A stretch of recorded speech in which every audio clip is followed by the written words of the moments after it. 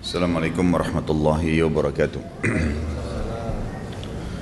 Alhamdulillah, tidak henti-hentinya kita mengucapkan kalimat ini, kehadirat Allah subhanahu wa ta'ala, Tuhan satu-satunya yang tidak ada sekutu baginya, Zat yang maha hidup, maha berdiri sendiri, Zat yang telah menciptakan seluruh yang di langit dan di bumi, dan yang kelihatan dan tidak kelihatan oleh panca indera manusia.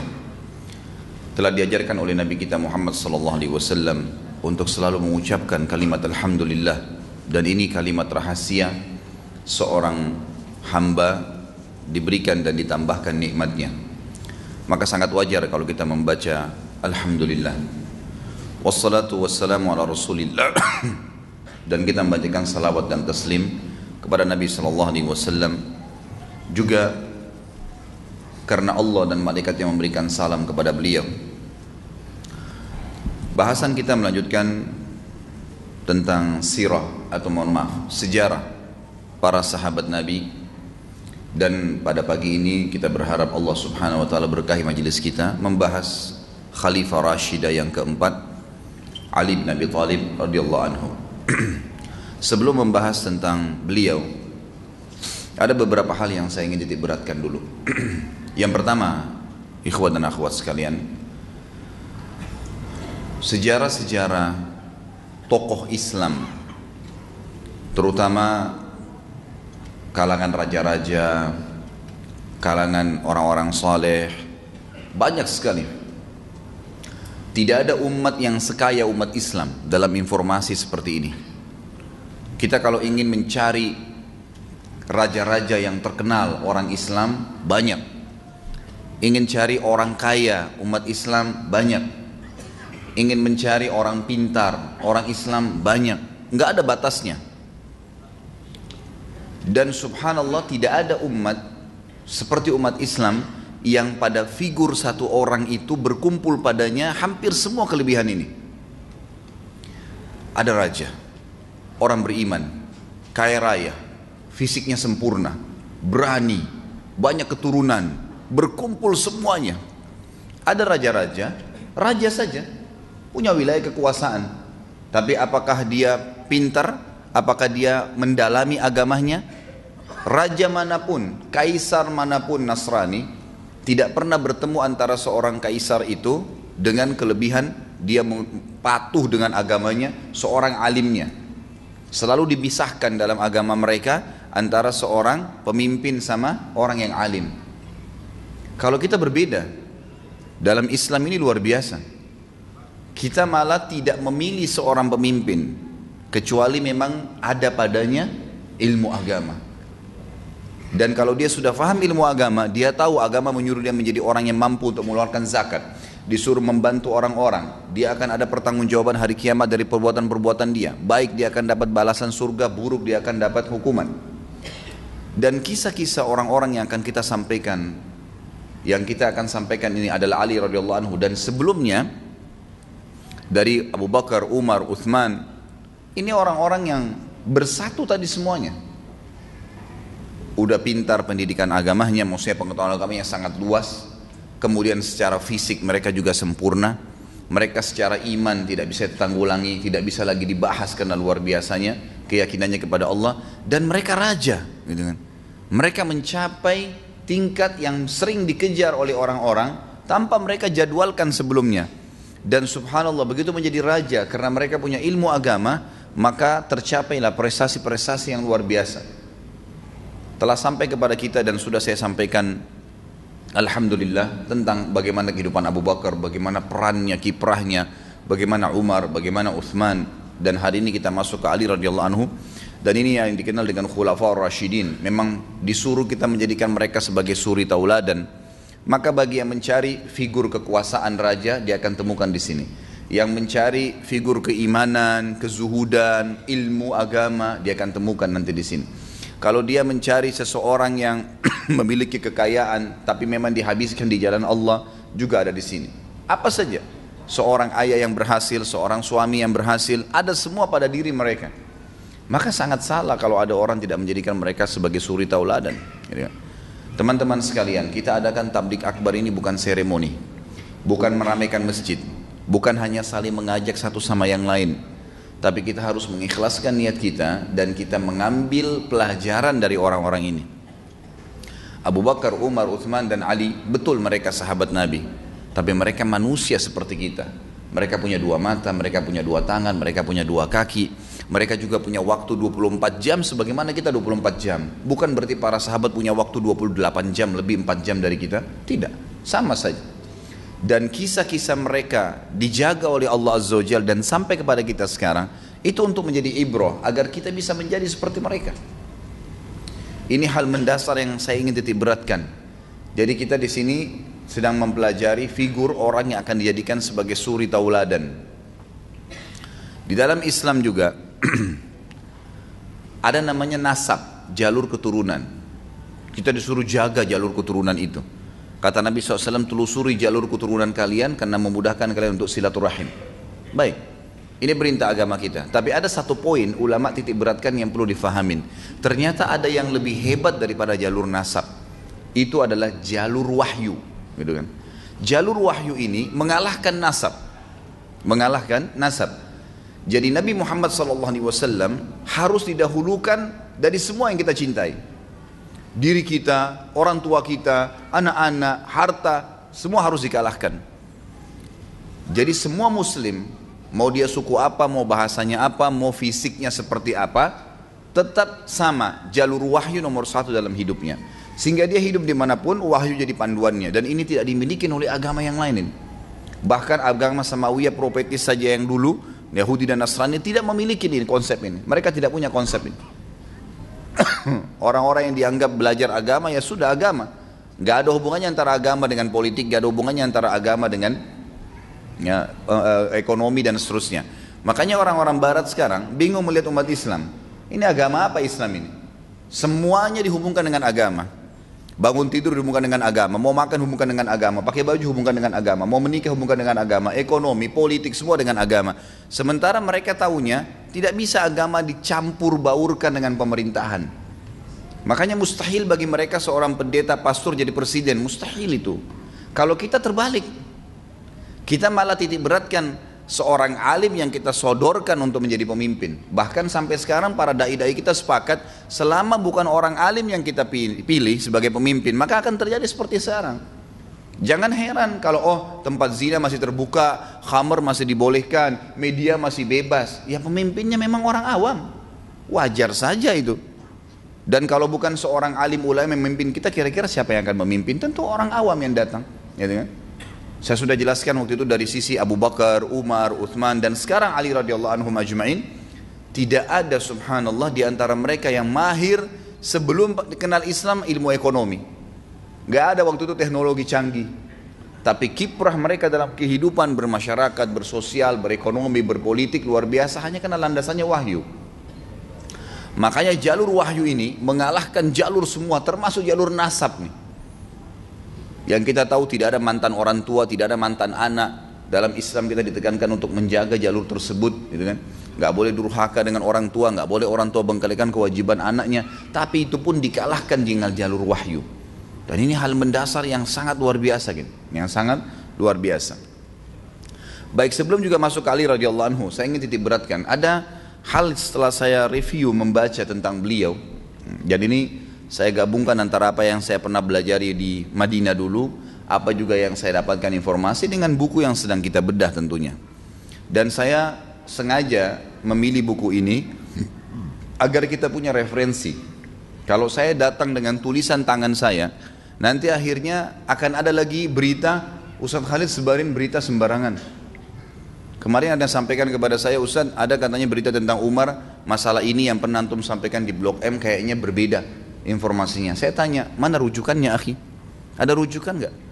Selama ini kita pakai buku ini, saya sampaikan, nih lihat riwayatnya di footnote ada, riwayat Bukhari, riwayat Tirmidzi, disebutkan dalam kitab ini, disebutkan dalam kitab itu. Ada rujukan, bukan dari saya menukil. Tetapi karena ini memang sudah diusahakan oleh penulis, saya melihat ya ijtihad beliau berusaha untuk bisa merangkum riwayat-riwayat yang dianggap sahih dan beliau keluarkan riwayat yang dianggap lemah. Maka kita berani untuk menyampaikannya, gitu kan? Seperti itu gambarannya. Hal mendasar yang saya lihat dari pribadi Ali radhiyallahu anhu yang kita harus ambil pelajaran sebelum saya baca riwayat beliau adalah bagaimana setiap orang tua. Ini laki-laki yang hadir di sini, ikhwah. Kalau Allah mudahkan antum memiliki anak, maka usahakan mengkader dia menjadi calon pemimpin umat. Dalam arti kata begini, ada beberapa anasir, poin-poin untuk mencetak kader umat. Yang pertama sekali, jangan ukur kemampuan anak kita dengan kemampuan kita. Ini poin penting. Misal, antum bisa baca Quran nanti umur 20 tahun misalnya. Atau menghafal Al-Quran sampai sekarang baru setengah juz. Lalu kemudian anak antum yang SD kelas 5 baru dilihat kurikulumnya ternyata 1 tahun harus hafal 2 juz. Kita tarik pemahaman 2 juz itu ke diri kita. Bisa nggak ya anak saya? Kayaknya terlalu besar 2 juz. Karena tolok ukurnya dirinya dia. Ini satu hal yang harus ditepis, dibuang jauh-jauh. Jangan pernah ada gap atau batas antara kemampuan anak kita dengan kita. Ini yang saya lihat hal mendasar yang ditanamkan oleh para ulama kepada anak-anak mereka. Makanya lahirlah anak-anak yang umur 6 tahun, 7 tahun hafal Quran. Mungkin orang tuanya dulu pemabuk, tapi anaknya hafal Quran. Karena mereka coba keluar dari sebuah batas yang atau sebuah tembok yang dia buat sendiri dan syaitan dukung itu supaya mengukur kemampuan anaknya dengan kemampuan dia. Biarin, bebasin mereka dari sisi agama. Hafalannya luaskan, dukung terus. Ayah saya sudah hafal surah jin, alhamdulillah nak, tambah lagi, surah apa lagi, walaupun kita belum hafal, nggak apa-apa. Gitu kan? Jangan seperti banyak terjadi teman-teman kita, semoga Allah berikan hidayah. Mereka malah berpikir mewariskan keburukan kepada anak-anak. Dia dulu pernah berzina sebelum nikah, atau ikhwah akhwat kita hamil di luar nikah, wa na'udzubillah, dia ingin anaknya juga begitu. Itu yang diwariskan. Dia pakai jilbab nanti umur 30 tahun, dia mau juga anaknya seperti itu. Sekarang belum saatnya kalau masih SD, belum saatnya pakai jilbab. Ibu kan juga dulu nak, nggak apa-apa pakai jilbabnya setelah menikah, setelah punya anak 2. Ya kalau anak kita sempat nikah, kalau meninggal sebelum itu. Jadi ini poin penting dalam mencetak kader umat. Jangan pernah ukur tolok ukurnya kemampuan anak kita, calon generasi ke depan dengan kita sendiri. Yang kedua, selalu fokus ke masalah pendidikan agama. Pendidikan umum ini, ikhwah akhwat sekalian, bisa diambil kapan saja. Hukumnya sunnah. Antum tidak ngerti komputer, sekarang banyak tempat-tempat keterampilan, tinggal kursus, bisa. Saya bahkan kemarin sempat ke percetakan, saya ketemu sama satu orang, luar biasa dia mahirnya dalam mengatur desain warnanya, mengatur ukurannya, mengatur segalanya apa yang saya butuhkan. Terus saya tanya, Mas, memang jurusannya komputer? Enggak Pak. Loh kok bisa mahir seperti ini sampai dia jadi tenaga ahli di percetakan yang besar itu? Dia bilang ini otodidak, saya cuma duduk, kurang lebih kalau nggak salah dia bilang setahun. Saya mulai masuk sini tidak ngerti apa-apa, kemudian saya pegang komputer, akhirnya saya belajar sendiri jadi bisa seperti sekarang. Artinya mudah gitu kan? Tapi agama nggak bisa seperti itu. Agama harus dengan talaki, harus dengan belajar. Harus ada seorang alim. Buku ini kalau antum beli, mohon maaf saya tidak katakan diri saya seorang alim. Kalau antum beli dan dibaca sendiri otodidak, dengan kalau ada seorang ustadz atau alim antum datangin dan dibaca di hadapan dia atau dibacakan seperti sekarang, kemudian ditambahkan, dikuatkan, ya, dijelaskan informasi di dalamnya, itu jauh bedanya dengan otodidak, jauh sekali, gitu kan? Dan memang Islam harus seperti itu, talaki. Para sahabat bertalaki dari Nabi SAW, para tabiin bertalaki dengan ya, para sahabat, gitu kan? Dan dalam poin ini mendahulukan ilmu agama, ya, ajak mereka dari kecil. Ini ikhwah, jazakumullah khair yang bawa anak-anaknya kecil di sini, saya sangat dukung. Ajak anak-anak ke masjid, ajak anak-anak ke majelis ilmu. Hiburan mereka bukan mall. Mall sudah selesai sejarahnya waktu antum dulu. Hiburan mereka buat mereka cinta dengan majelis ilmu. Nanti kalau liburan kemana ayah? Ke majelis ilmu ini, ke taklim yang ini, ke tablik akbar yang itu, buat mereka suka itu. Bukan buat mereka suka, nanti nak kalau liburan ke puncak ya, nanti kalau liburan ke sini ya. Bukan tidak boleh ya, boleh saja, sesekali, tapi bukan target. Targetnya mereka cinta majelis ilmu. Sebagaimana antum sekarang cinta majelis ilmu di umur antum sekarang, antum rasakan manfaatnya, buat mereka cinta dari kecil. Itu sangat luar biasa itu. Ini pelajaran, saya sebutkan poin ini dari kehidupan Ali radhiyallahu anhu ya. Nanti kita lihat, Ali radhiyallahu anhu ternyata memang adalah kader Nabi SAW. Bukan main-main. Anak ini dari kecil, dari umur 6 tahun diambil oleh Nabi SAW, lalu dibina di rumah kenabian. Dan ternyata betul-betul menjadi figur yang luar biasa, luar biasa. Saya kalau baca riwayat beliau, sampai sempat mau netesin air mata, bagaimana luar biasanya beliau. Kepribadian-kepribadian yang luar biasa, yang tidak bisa digambarkan. Dan tidak kalah dengan 3 temannya sebelumnya. Semua punya kelebihan yang luar biasa. Uthman, Umar dan Abu Bakar radhiyallahu anhum ajma'in. Luar biasa figur-figur ini tercetak, terorbit betul-betul. Dan saya lihat poin ini yang difokuskan oleh Nabi SAW. Gitu kan? Nabi SAW tidak pernah membatasi Ali karena umur 6 tahun kemudian tidak disampaikan wahyu. Apa saja agama disampaikan. Apa saja. Saya kagum dengan seorang ikhwah pernah datang ke saya di Kalibata. Saya pas selesai taklim, dia bilang, Ustaz, alhamdulillah saya bisa ikut pengajian Ustaz. Kenapa akhi?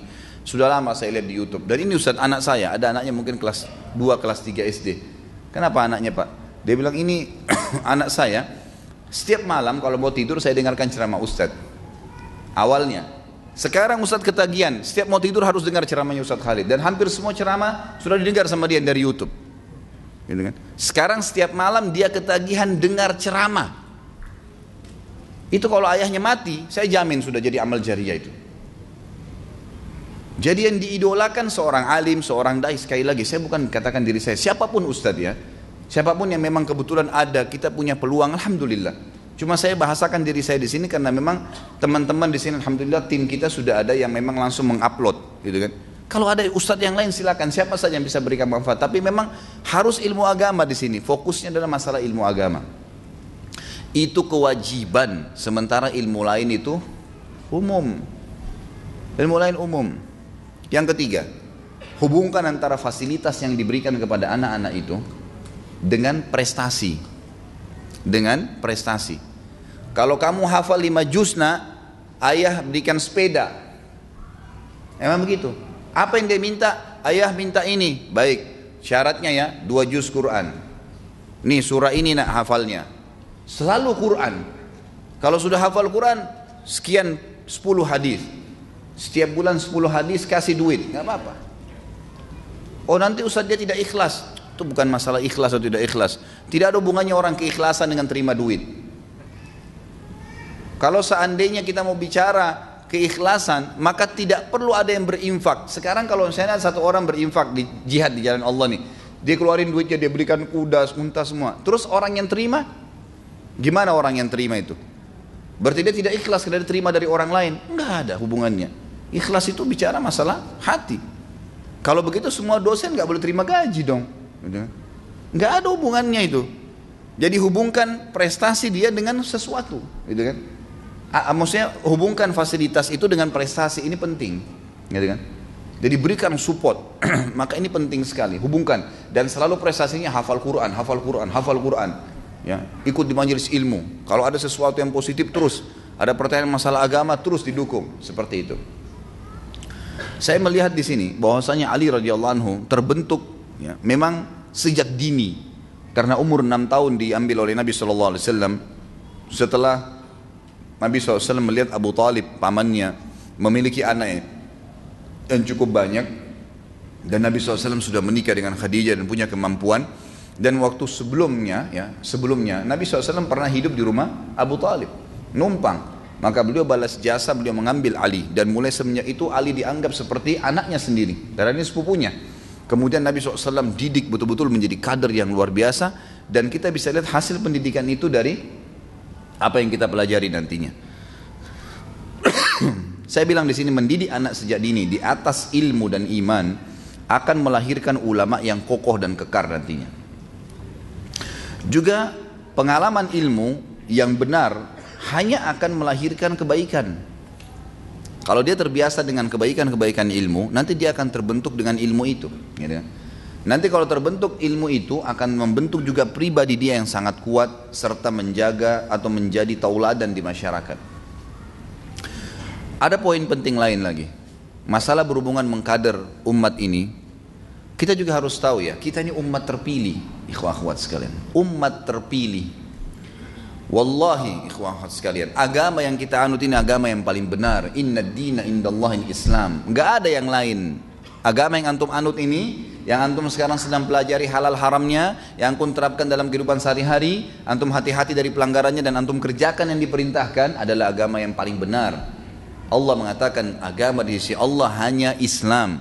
Dalam ayat lain, a'udzu minasyaitonir rajim, wa may yabtaghi ghairal islami dinan falan yuqbala min wa huwa fil akhirati minal khasirin. Siapa yang coba-coba pilih selain Islam sebagai agamanya tidak akan diterima darinya. Jadi tidak perlu cari ajaran lain. Tidak perlu sibukkan dengan yang lain dan bangga dengan agama ini. Serta orang Islam, umat Islam ini telah jelas dalam wahyu dijanjikan kemenangan dan akan memimpin dunia. Kita ini pemimpin dunia, cuma sekarang lagi dinina-bobokkan saja. Harus bangun. Firman Allah Subhanahu wa taala yang berbunyi, A'udzubillahi minasyaitonirrajim. Mohon maaf, ini hadis Nabi sallallahu alaihi wasallam. Innallaha la yughayyiru ma biqaumin hatta yughayyiru ma bi anfusihim. Ayat ini, Al-Qur'an. Allah tidak akan mengubah satu umat sampai mereka mengubah diri mereka sendiri. Ayat ini mengandung dua makna. Jangan difahami satu makna saja. Selama ini banyak ikhwah, bahkan saya temukan dai-dai yang memahami ayat ini maksudnya adalah kaum yang rusak. Kaum yang rusak, mereka tidak akan bisa menjadi baik kecuali mereka mengubah diri mereka sendiri jadi baik. Satu sisi. Sisi yang lain mereka tidak bahas. Sisi yang lain kalau kita kembali kepada induk-induk buku tafsir, ulama-ulama kita sebutkan, ini juga terjadi kalau ada orang baik, kemudian dia ubah dirinya menjadi buruk. Ini terjadi dari dua sisi. Terjadi dari dua sisi, gitu kan? Makanya poinnya adalah orang-orang yang berbuat baik pun masih terbuka pintu untuk menjadi buruk. Dan tidak akan pernah bisa berubah nanti kembali lagi menjadi baik kecuali dia bergerak. Dalam agama kita ini adalah agama yang bergerak, agama yang harus ada upaya. Saya kasih contoh. Apa hubungannya ikhwah-akhwat sekalian antara tongkatnya Nabi Musa dengan berdirinya air di Laut Merah? Kira-kira pertanyaannya, apakah tongkat yang bisa menaikkan air?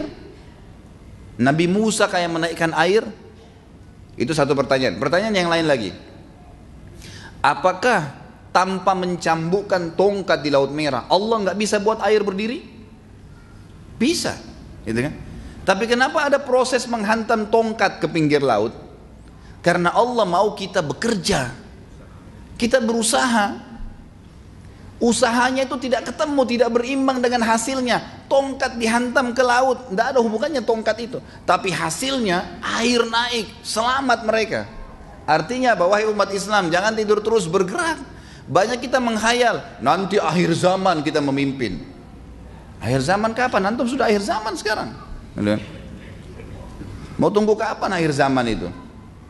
Apakah kita memberikan kesempatan nanti orang-orang yang setelah kita untuk membangun generasi umat ini dan peradabannya kembali, atau kita yang harus membangun sekarang? Dari sekarang. Supaya kita punya andil, gitu kan? Supaya kita punya andil, jangan tidur terus gitu. Umat Islam ini umat yang sudah dijanjikan kemenangan. Dijanjikan memimpin dunia dan wahyu ini bukan main-main ini. Ini bukan janji dari seorang dokter, seorang tulisan saja biasa, enggak, gitu kan? Kita harus yakin dengan masalah itu. Berarti umat ini umat yang mau'ud, yang sudah dapat janji yang luar biasa atas kemenangan. Maka kita nunggangin itu. Kita tunggangin, maka kita harus mulai sekarang membangun itu. Peradaban Islam mulai dihidupkan kembali, gitu kan? Kembali, dan kita lihat subhanallah, masa-masa turutnya Islam itu pada saat mereka sudah mulai meninggalkan apa yang telah Allah perintahkan. Selama mereka masih mempertahankan hukum Allah, Allah berfirman, ya, la aglibanna ana wa rusuli, dalam Al-Quran dikatakan, a'udzubillahi minasyaitonir ayat, la aglibanna ana wa rusuli, kata Allah SWT, saya pasti akan memberikan kemenangan dan pertolongan seluruh rasulku. Maksudnya apa? Allah akan tolong agamanya. Siapa yang memimpin, siapa yang menjalankan hukum Allah, Allah akan tolong dia.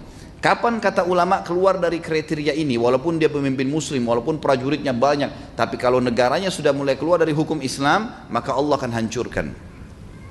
Masa kejayaan Islam, Khulafaur Rasyidin, kokoh mereka. Di Madinah, kota kecil bisa runtuhkan Darul Bayda di Persia. Ibu kotanya Persia. Pasukan Islam yang dikirim oleh Umar bin Khattab 12.000 orang melawan 250.000 orang Persia. Persia membangun kejayaan mereka setelah 2000 tahun memimpin, runtuh dalam waktu 2 bulan. Runtuh dalam waktu 2 bulan, gitu kan? Bagaimana Allah SWT berikan gambaran kepada kejayaan umat ini sebenarnya ada. Selama mereka berpegang, ya kan? Saudi sekarang, kalau mereka terus mempertahankan hukum Islam, hukum Allah, Allah akan terus berikan kejayaan. Kapan ada pelanggaran, hancur lagi. Dan subhanallah kita tidak pernah melihat tuh pelajaran-pelajaran. Allah SWT mengatakan dalam Al-Quran, A'udzubillahi minasyaitonir fasiru fil ardi fanzuru kaifa kana akibatul mukadzibin. Coba kalian sebar di muka bumi, lihat tuh umat-umat sebelum kalian yang pernah berdosa, melanggar hukumnya Allah, bagaimana hasilnya mereka, supaya kita jadi ambil pelajaran dari situ. Baik, kita masuk ke pelajaran kita. Ali radhiyallahu anhu, Ali bin Abi Thalib radhiyallahu anhu. Ali tentu nama beliau, dan Abi Thalib adalah paman Nabi SAW, karena Nabi SAW memiliki 14 orang, jadi 13 orang ya, 10 orang paman, 3 orang tante ya. 14 orang dengan Abdullah, ayah Nabi SAW. Abu Thalib salah satu dari paman-paman Nabi. Dari 14 orang itu memang ada, kalau tidak salah, 4 laki-laki dan 1 perempuan yang mendapat, yang masih hidup di mana Nabi SAW diutus menjadi Nabi. 2 beriman dari laki-laki ya, 2 kafir. Dan yang 1 wanita itu masuk Islam, itu Sofia ya. Kalau tidak salah ini ibunya Zubair bin Awam. Itu tante Nabi SAW. Nanti akan kita bahas di kehidupannya Zubair kalau tidak salah itu. Kemudian yang masuk Islam dari kalangan paman laki-laki adalah Hamzah dan Abbas. Yang meninggal dalam keadaan kafir, yang dapat masa kenabian adalah Abu Thalib dengan siapa? Abu Lahab. Abu Lahab. Ini paman Nabi langsung ya, paman Nabi langsung. Tentu kita tidak sedang membahas Abu Thalib, karena sebagian orang yang mengaku Islam, mereka mengatakan Abu Thalib itu tidak meninggal dalam keadaan kafir. Kalau kita punya silsilah riwayat menjelaskan masalah itu, gitu kan? Jelas sekali waktu turun firman Allah Subhanahu wa taala dalam Al-Qur'an, A'udzubillahi minasyaitonirrajim, innaka la tahdi man ahbabta walakinnallaha yahdi man yasha. Engkau tidak bisa memberikan hidayah siapa yang kau cintai hai Muhammad, dan Allah berikan hidayah kepada siapa yang dia inginkan. Ayat ini turun di fase Mekah tepat pada saat setelah meninggalnya Abu Thalib. Karena Nabi SAW sedih, pamannya yang selama ini dukung ternyata tidak bisa, atau tidak mau ucapin syahadat. Nah, sudah ditawarkan di akhir sebelum meninggal, dan ini bukan aib ya. Nabi Ibrahim AS, ayahnya Azar meninggal dalam keadaan kafir. Nabi Nuh anaknya dengan istrinya, Nabi Lut istrinya juga begitu. Itu ada contoh-contoh nabi-nabi sebelum, gitu kan? Itu subhanallah tergantung daripada hidayah dari Allah Subhanahu wa taala. Ali radhiyallahu anhu disebutkan dalam buku ini sebagai simbol ya. Simbol Ali itu seperti apa kedudukannya adalah hadis Nabi SAW. Beliau pernah bersabda, ama tarda an takuna minni bimanzilati Haruna min Musa illa annahu la nabuwah ba'di. Hai Ali, apakah kau tidak senang kalau seandainya kedudukanmu di sisiku adalah seperti kedudukan Harun di samping Musa. Jadi Nabi Musa AS diutus jadi Nabi, maka Harun saudaranya diangkat menjadi Nabi. Tetapi kata Nabi SAW, hanya saja tidak ada Nabi sesudahku. Tidak ada Nabi sesudahku. Artinya memang tidak mungkin kamu akan menjadi Nabi karena tidak ada lagi Nabi sesudahku. Tapi kedudukannya sangat tinggi di depan Nabi SAW. Terbentuk kejiwaan yang luar biasa dari Ali, keimanan, kesucian, ya, perilaku, tingkah laku, akhlak, semua karena memang dikader dan dicetak oleh Nabi SAW di rumah Nabi SAW. Jadi kata para ulama, kalau kita mau lihat pribadi Nabi SAW lebih jauh lagi, kita bisa lihat juga pribadi Ali. Karena Ali radhiyallahu anhu ini memang lihat besar di rumah Nabi SAW. Para ulama menyebutkan dan disepakati, ulama-ulama sirah maksudnya, menukil kepada kita bahwasanya di Mekah, fase Mekah, pada saat Nabi SAW menerima perintah tentang sholat malam, ya, disuruh sholat malam. Waktu turun dua surah Al-Muzammil dengan Muddathir, maka Nabi SAW disuruh, Qumil laila illa qalila nisfahu aw inqus minhu qalila. Bangunlah sholat malam hai Muhammad, setengahnya atau bahkan kurangin sedikit dari itu. Maka Nabi SAW sering kali bangun sholat malam dan sering kali mengerjakan sholat malam itu di luar Mekah. Dan selalu diikuti oleh Ali radhiyallahu anhu. Ali selalu mengikuti beliau pada saat itu. Jadi belum ada orang yang mengerjakan sholat di Mekah kecuali Nabi SAW dan diikuti oleh Ali pada saat itu. Maka sempat satu kali Abu Talib mengikuti keduanya secara diam-diam lalu melihat mereka mengerjakan sholat. Lalu Abu Talib bertanya setelah itu, wahai ponakanku, bertanya kepada Nabi SAW, agama apa yang sedang kamu anut ini? Kata Nabi SAW, pamanku ini adalah agama Allah, agama malaikat-malaikatnya, agama rasul-rasulnya, dan agama bapak kita Ibrahim yang telah memimpin di Mekah. Allah mengutusku dengannya kepada hamba-hambanya. Wahai pamanku, engkau adalah orang yang paling pantas bagiku untuk memberikan nasihat atau aku berikan nasihat kepadanya, mengajaknya kepada hidayah. Engkau lah yang paling pantas untuk menjawab seruanku dan mendukung atasku. Maka Abu Talib berkata, keponakanku, aku tidak kuasa meninggalkan agama nenek moyangku dan apa yang mereka lakukan selama ini, tapi tidak akan ada apapun yang tidak kamu sukai yang akan menimpamu selama aku masih hidup. Lalu Ali bin Abi Thalib pada saat itu sebagai putra, ya, dihadapkan atau Abu Talib menghadap ke putranya sambil berkata, anakku, agama yang engkau ikuti ini agama apa? Lalu Ali menjawab dengan umur yang masih kecil, anakku, aku beriman kepada Allah dan kepada Rasulnya, aku mempercayai apa yang dibawa oleh Muhammad, aku sholat bersamanya karena Allah dan aku mengikutinya. Maka Abu Talib berkata akhirnya, dia tidak akan mengajakmu kecuali kepada kebaikan, maka ikutilah dia terus, jangan berpisah dengannya. Ini disebutkan dalam Sirah Ibnu Hisham dengan sanad yang sahih tentang masalah ya terjadinya dialog tersebut antara Abu Talib dengan anaknya juga dengan Nabi SAW. Ada beberapa gelar yang disebutkan oleh Nabi SAW kepada Ali radhiyallahu anhu. Ya. Ali radhiyallahu anhu mendapat gelar yang disebutkan oleh Nabi SAW. Yang pertama adalah gelar syahid, artinya dia akan mati syahid. Disebutkan di dalam sebuah riwayat, dan riwayat ini riwayatkan oleh Imam Muslim nomor 2417 dan Imam Tirmidzi 3696. Waktu Nabi SAW berada di bukit ya, yang ada gua Hiranya, gunung maksudnya, Gunung Nur ya, Jabal Nur biasa orang bilang. Pada saat itu Nabi SAW pernah berjalan ke sana, kemudian bersama Abu Bakar, Umar, Uthman, Ali, Talha dan Zubair di fase Mekah. Tiba-tiba ada sebuah batu goncang. Tiba-tiba ada sebuah batu di dekat mereka, besar goncang. Maka kata Nabi SAW sambil menunjuk batu itu, ihda fama alaika illa nabiyyun aw siddiqun aw syahid.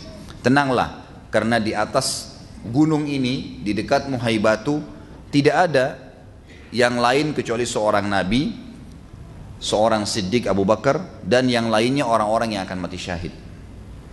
Di sini maksudnya adalah Umar, Uthman, Ali, Talha, Zubair, dan subhanallah lima-limanya mati syahid. Sebagaimana sabda Nabi SAW. Jadi ini julukan atau gelar pertama yang Nabi SAW sampaikan, berita gembira kepada Ali semasa dia masih kecil di Mekah, ya, dengan, karena memang Ali beda jauh umurnya dengan Abu Bakar, dengan Umar, gitu kan. Dia masih anak-anak sekali. Nabi SAW dengan Abu Bakar sama Umar bedanya cuma 2 tahun, 3 tahun, gitu kan. Tapi kalau Ali beda jauh sekali. Ya, Nabi SAW diutus menjadi Nabi, sementara Ali itu masih kecil sekali. Kemudian juga Nabi SAW telah memberikan gelar atau ya, gelar sebenarnya di sini disebutkan gelar ya, gelar kealiman. Dia akan menjadi seorang alimnya kaum muslimin. Sebagaimana sabda beliau disebutkan oleh Imam Ahmad di jilid 1 nomor 88 hadisnya, dan Imam Nasai juga menyebutkan dalam Khasais dan Al-Adawi mengatakan sahih dengan kumpulan jalan periwayatnya. Kata Nabi SAW kepada Ali, idhab fa inna Allah ta'ala sayuthabbitu lisanaka wa yahdi qalbak. Nanti riwayatnya lebih lengkap setelah ini, karena ada penjelasan nanti. Jadi satu waktu pernah Ali radhiyallahu anhu diutus ke Yaman, kemudian untuk menjadi dai. Lalu Ali berkata, ya Rasulullah, saya lebih muda dari mereka, bagaimana bisa saya menggurui mereka? Lalu kata Nabi SAW, pergilah, karena sesungguhnya Allah akan meneguhkan lisanmu dan membimbing hatimu. Artinya kau akan mendapatkan ilmu dari Allah Subhanahu Wa Taala yang kau akan bisa membimbing mereka. Penulis ini mengatakan ini juga termasuk gelar Nabi SAW. Dia akan menjadi seorang alim. Dia akan menjadi seorang alimnya ulama, alimnya sahabat. Yang ketiga, dapat jaminan surga. Sebagaimana sabda Nabi SAW disebutkan oleh Imam Ahmad dan disahihkan oleh Syekh Albani di silsilah hadis sahih atau sahihul jami' nomor 50. Yang kata Nabi SAW, Abu Bakar fil jannah, wa Umar fil jannah, wa Uthman fil jannah, wa Ali fil jannah, wa Talha fil jannah, wa Zubair fil jannah, wa Abdurrahman bin Auf fil jannah, wa Sa'd bin Abi Waqqas fil jannah, wa Sa'id bin Zaid fil jannah, wa Abu Ubaid bin Jarrah fil jannah. Ini 10 orang yang masuk surga. Abu Bakar pasti masuk surga, Umar dijamin masuk surga, Uthman dijamin masuk surga, Ali dijamin masuk surga, Talha dijamin masuk surga, Zubair dijamin masuk surga, Abdurrahman bin Auf dijamin masuk surga, Sa'ad bin Abi Waqqas dijamin masuk surga, Sa'id bin Zaid dijamin masuk surga, dan Abu Ubaidah bin Jarrah dijamin masuk surga. Saksi bahasan kita ada di sini Ali, salah satu dari 10 orang yang dijamin masuk surga. Yang keempat, Nabi SAW memberikan julukan kepada Ali pelaksana amanah beliau. Pelaksana amanah beliau. Jadi Nabi SAW kalau ingin sesuatu apapun, selalu Ali yang didahulukan. Selalu Ali yang didahulukan. Artinya Ali didahulukan sini untuk mengerjakan apa yang merupakan tugas beliau Sallallahu Alaihi Wasallam. Dikatakan atau disebutkan dalam riwayat yang sahih, riwayat Imam Ahmad dan Imam Tirmidzi. Kalau Imam Ahmad di jilid 4 nomor hadisnya 165, kemudian Imam Tirmidzi di nomor hadis 3719, dan ini dihasankan oleh Syekh Albani dalam Sahih Jami' nomor 4091. Di mana Nabi SAW mengatakan, Aliyun minni wa ana min Ali wa la yuaddi anni illa ana au Ali. Ali adalah bagian dariku, artinya dia adalah orang yang selalu aku tugaskan, dan aku bagian juga dari Ali. Makanya kalau aku tidak ada, Ali bisa mengambil keputusan itu. Tidak ada yang menunaikan untukku selain aku sendiri atau Ali. Artinya Ali selalu didahulukan oleh Nabi Sallallahu Alaihi Wasallam dalam masalah apapun yang berhubungan dengan masalah pekerjaan ini.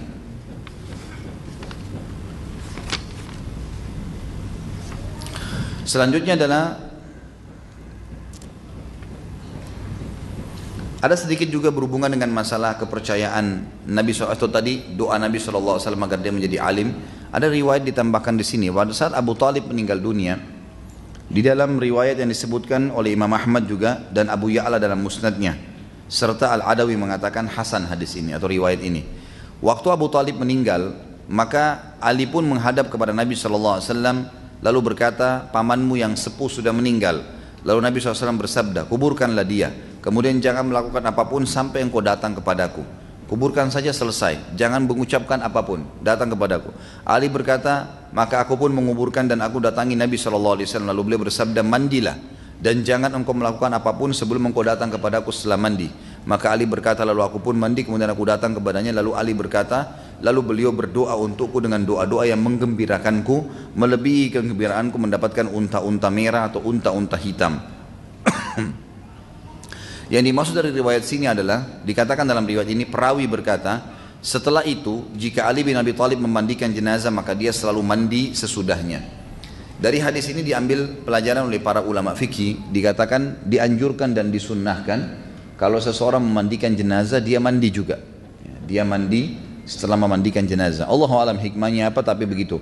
Dan Ali tidak pernah meninggalkan perilaku ini karena Nabi SAW yang menyuruh dia mandi setelah memandikan jenazah ayahnya. Tapi yang jadi saksi bahasan adalah ada doa Nabi SAW untuk Ali di sini, dan tidak disebutkan lafaz-lafaznya seperti apa, tapi penulis menulisnya atau menukir riwayat ini. Kemudian kelebihan Ali radhiyallahu anhu, fadailnya masuk juga sebenarnya tadi ya. Kalau mau lebih tepat kita ganti istilah gelar tadi dengan fadilahnya, gitu kan? Manaqib, ya, kelebihan Ali radhiyallahu anhu. Tadi saya sudah sebutkan ada poin pertama tentang dapatnya gelar syahid. Kemudian yang kedua menjadi alim dengan doa Nabi SAW. Ya. Kemudian yang ketiga jaminan surga baginya. Yang keempat kepercayaan Nabi SAW dalam menjalankan semua amanah. Yang kelima doa Nabi SAW kepadanya pada saat dia sudah menguburkan ayahnya Abu Talib. Dan doa ini sebagian ulama hadis mengatakan adalah doa agar Ali bisa menjadi pemimpin suatu waktu. Dan itu berhasil dan terjadi. Yang keenam, mencintai Ali radhiyallahu anhu dimasukkan oleh Nabi SAW bagian daripada iman. Dari Dzir rahimahullah seorang tabi'in berkata, ini dulu tangan kanannya Ali. Ali berkata radhiyallahu anhu, dan riwayat ini dinukil riwayat Imam Muslim nomor 78 dan Tirmidzi 3736. Ali pernah khutbah di atas mimbar, kemudian dia mengeluarkan dari sabuk pedangnya sebuah kulit unta yang di dalamnya ada kulit yang terdiri dari tulisan dan gigi-gigi unta. Allahu a'lam maksudnya apa, tapi yang jelas mungkin zaman dulu orang begitu ya. Kemungkinan gigi unta itu dulu dipakai untuk menulis. Selain bulu hewan, bulu burung gitu kan, yang dipakai nulis tinta, biasanya juga gigi hewan itu ditelupkan di tinta kemudian dipakai nulis. Makanya biasanya zaman dulu, kalau kita sekarang kertas sama pulpen, zaman dulu itu kulit binatang dengan tintanya pulpennya itu adalah bulu burung atau gigi-gigi unta ini. Lalu Ali berkata, "Walladzi falakal habbata wa bara'an nasama wa innahu la ahdun nabiyyul ummiyul sallallahu alaihi wasallam ilayya alla yuhibbani illa mu'min wa la yubghiduni illa munafiq." Demi zat yang menumbuhkan biji-bijian dan menghidupkan manusia, ini adalah pesan Nabi SAW kepadaku, tidak mencintaiku kecuali orang mukmin dan tidak membenciku kecuali orang munafik. Ada orang bilang, baik kalau begitu orang-orang Syiah juga mencintai Ali. Bahkan mungkin dari bahasa mereka, kesannya mereka mencintai Ali melebihi ahli sunnah. Kalau saya pribadi mengatakan tidak benar. Ahli sunnah mencintai Ali radhiyallahu anhu jauh daripada orang Syiah. Karena memang dasarnya pendirian agama Syiah oleh Abdullah bin Saba, orang Yahudi ini, memang tujuannya bukan untuk mencintai Ali, hanya untuk membuat fitnah di tengah-tengah kaum muslimin. Makanya ada nanti kasus Karbala, terbunuhnya Husain, di mana ahli sunnah mengatakan Husain radhiyallahu anhu mati syahid dan yang membunuhnya zalim. Termasuk ada seorang yang bernama Ubaidillah, waktu itu adalah gubernur yang ada di Irak, di wilayah Kufah, yang dia dulu termasuk dalam kelompok Syiatu Ali, yang diberikan julukan Syiatu Ali, gitu kan? Artinya pendukungnya Ali, yang aslinya diambil istilah Syiah di situ. Dialah yang mengeluarkan keputusan agar Husain ditawan, dan akhirnya karena Husain tidak mau ditawan, maka mereka paksa untuk membunuhnya. Kalau betul-betul orang Syiah mencintai Ali radhiyallahu anhu, maka pasti mereka akan memposisikan Ali sebagaimana Nabi SAW memposisikannya. Ini enggak. Kalau antum belum tahu ya, ini pengakuan sebagian orang Syiah. Mereka tahu, dan ini dalam buku-buku mereka ada, buku-buku induknya ada. Mereka menganggap guntur itu adalah suara Ari yang sedang mengamuk. Halilintar, petir itu cambukannya Ali. Dan beragam macam hal. Ini bukan mencintai namanya, mengarang-arang sebuah cerita yang tidak ada, gitu kan? Tidak ada. Dengarkan nanti bagaimana cara ahli sunnah mencintai Ali.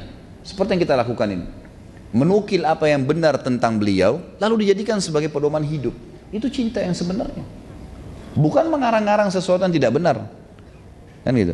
Kalau seseorang mencintai orang lain, maka tentu kalau benar dia benarkan, kalau salah dia ingatkan, kan gitu. Itu bentuk cinta. Kalau ada orang yang berteman sama antum, kemudian semuanya dianggap benar perilaku kita walaupun salah, itu tidak cinta namanya, bohong itu.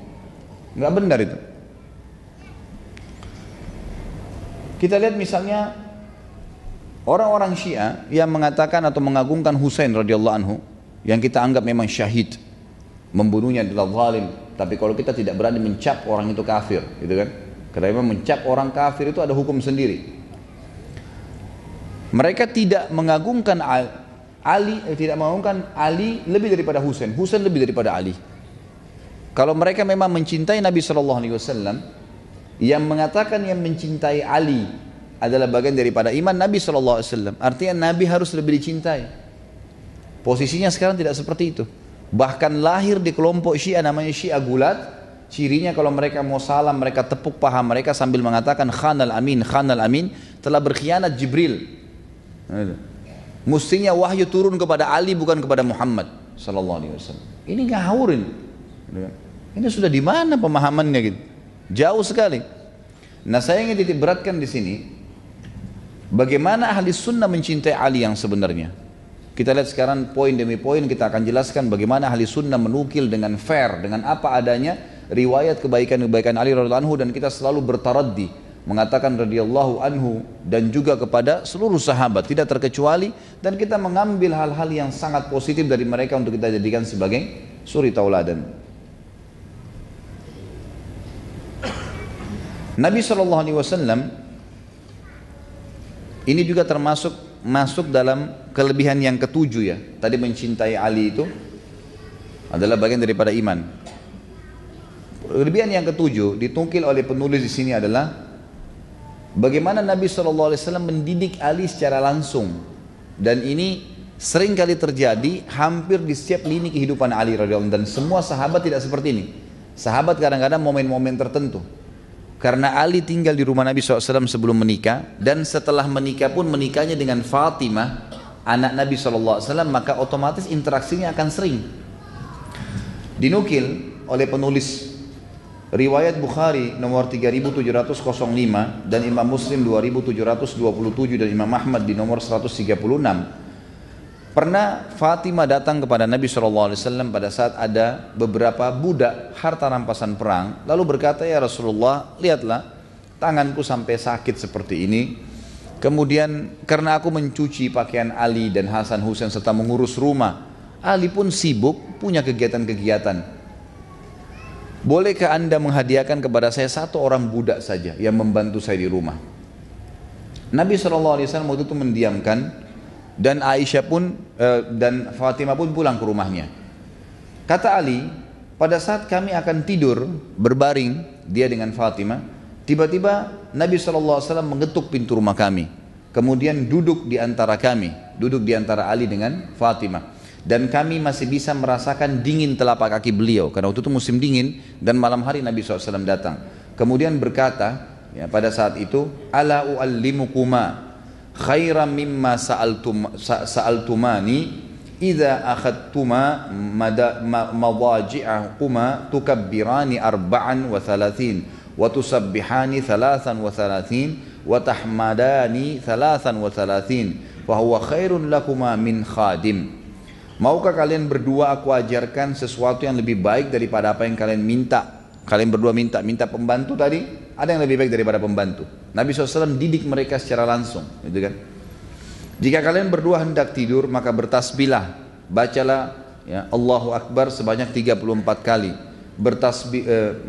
bertakbirlah 34 kali, kemudian bertasbihlah Subhanallah 33 kali, kemudian bertahmidlah Alhamdulillah 33 kali.